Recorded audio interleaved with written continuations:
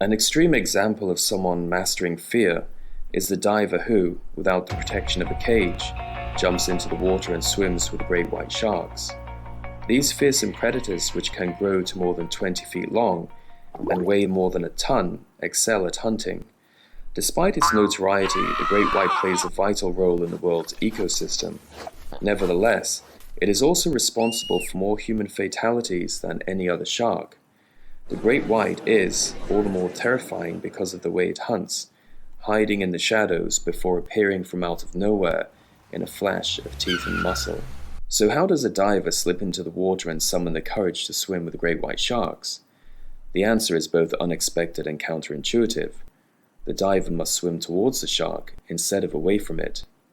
If you saw a great white shark, how would you react? Most people would either freeze in terror or swim away as fast as possible.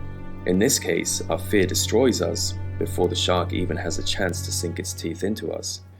When you run away from fear, the way seals swim away from sharks, fear catches up to you and destroys you. Fear expects you to run away. It expects you to be the easy victim, just as the great white expects its prey to swim in the opposite direction.